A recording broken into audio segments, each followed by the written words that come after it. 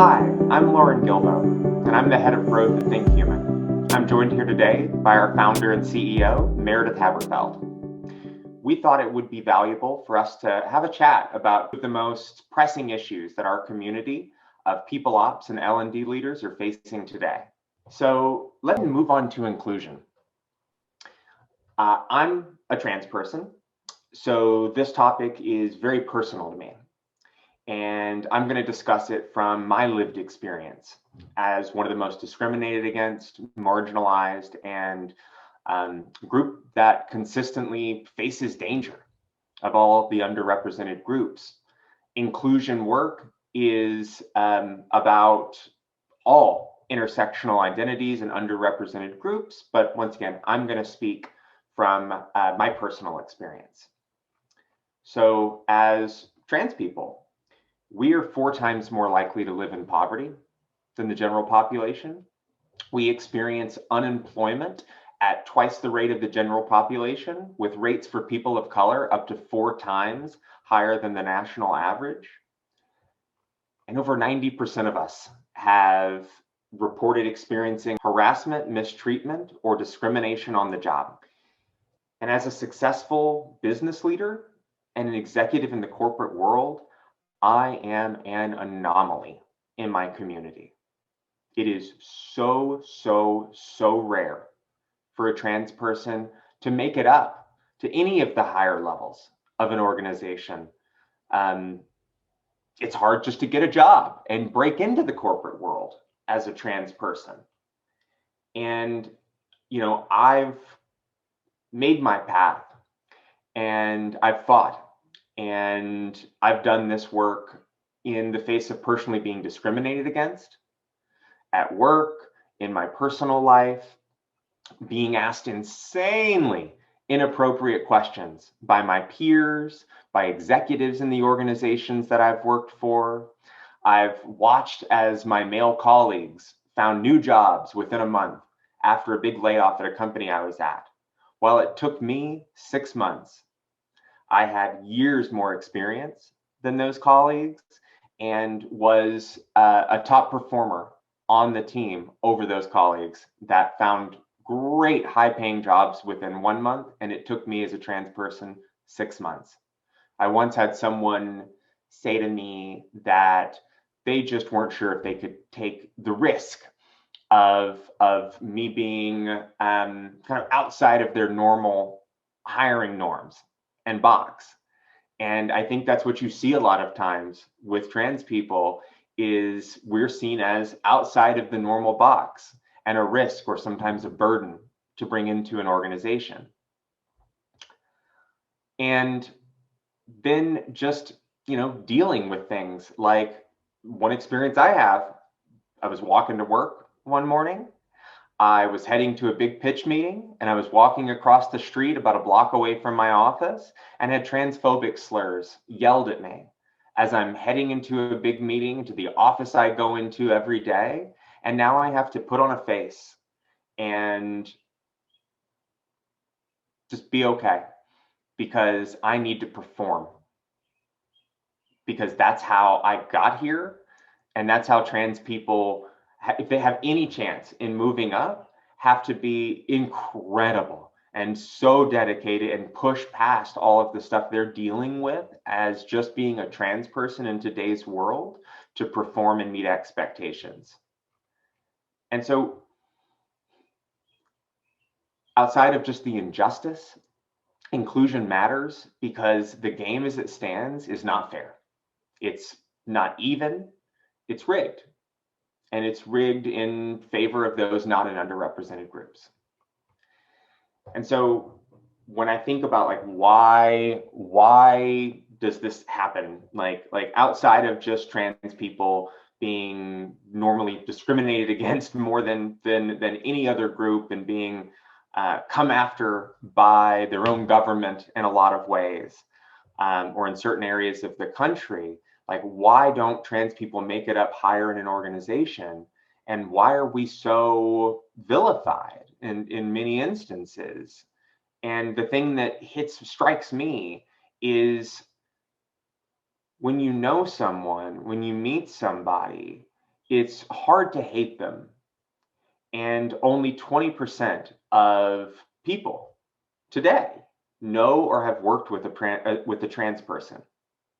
Soak that in. 80% of people have never met and have never worked with a trans person. And so when us as HR and business professionals think about this statistic, think about what we know about subconscious bias and how people, if they're acting on automatic, they subconsciously will fire, hire, and promote based on who they connect with, who they see themselves in, and who they just like in general. And I mentioned it earlier, but as with any other visible minority group, we have to be extraordinary to get noticed, to get hired, and to even just get a promotion if you've been at a job a long time. So the problem is big. It's across all intersectional underrepresented identities. And the question for me is, how can we change the system? How can we help people, leaders, grow and expand and change their mindset to begin to bring the burden down of having to overperform, of having to mask, bringing that burden down for our underrepresented groups like the trans community and all other underrepresented groups? Mayor, I'd love your thoughts. Oh, goodness. Lauren, thank you for all of that and sharing your experience. There's a lot. There's a lot in there. I think the first thing that jumps out at me is that as a leadership development company, there just is no such thing as being a great leader and not being an inclusive leader.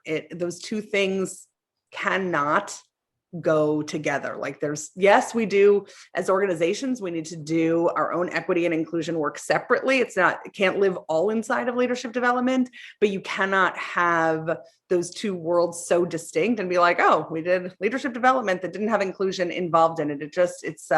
It's a false premise. You cannot be a great leader without bringing a new inspection and flashlight to our own blind spots in those ways. And the idea of what being a great leader used to be was built fundamentally on being a great leader to people in the majority, leaving a whole lot of contribution, gift, experience left at the door. And the other thing that makes me think about is that people, this is both, potentially bad news, but also exciting, is that we spend a huge amount of our life energy at work.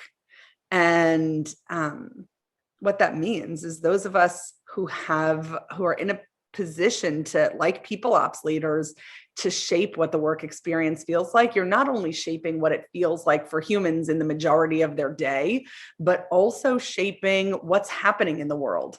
Like the substance of how inclusive is our world. So as we're making changes inside our organizations to be more inclusive, that doesn't just change what's happening inside our organization, it changes what's happening inside the world. And that's exciting. So that involves mindset shifts, right? Like fundamental mindset shifts about leadership from an old paradigm of power over to a context of power with. And that's a big change. Like the words, small word change, but a big contextual shift as a leader, that leadership isn't based on our authority, our title, our position. Well, I shouldn't say it isn't, but that true leadership, authentic leadership, that's inclusive. We stand side by side, the people we lead, and lead with. And some of the things that I personally have been looking at and am challenged by are starting to inspect and see my own blind spots around things like power dynamics and how when you're on the receiving end of a power differential, how much you notice about how it impacts your lived experience and what you feel comfortable saying, doing, how expressed you can be, how much of your truth and perspective you feel like is wanted, and starting to, for me, take more thought and awareness about what power dynamics are at play, what's the implication of that, and how do I have to listen and adjust differently to create an environment that people feel like their voice is wanted and that it's safe, not just like an emperor wears no clothes environment of like, I asked for feedback. I told people they should bring their whole selves. Why don't they? But really inspecting my own blind spots and behavior in a different kind of way.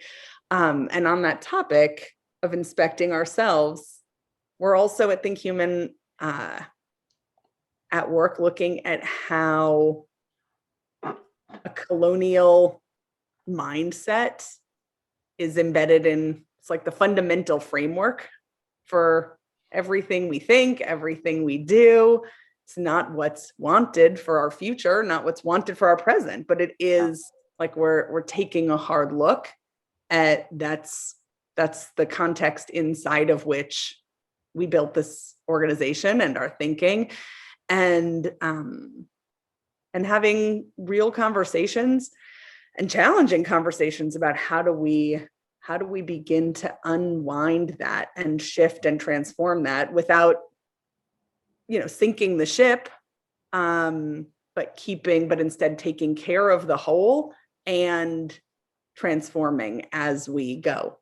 There's no check the box playbook for any of us to follow. It's about doing the real work. And as people ops leaders, we're all in this together, pioneering and experimenting, but being committed to not just doing check the box work, but really doing the real work.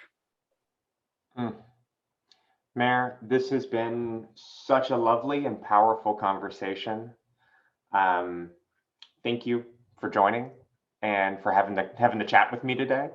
And thank you all for watching and for being a part of our community. I personally love hearing from all of you. I love connecting with you. So please book some time with me. Never feel shy about that. I'd love to spend 30 minutes, an hour with you, getting to know you. And I'd love to just create some space for us to have these conversations and talk about how we are doing this work. We're all in this together and we're moving this forward. We are all pioneers on this path, and I'm privileged to be on it with you all. So bye for now. We'll talk soon.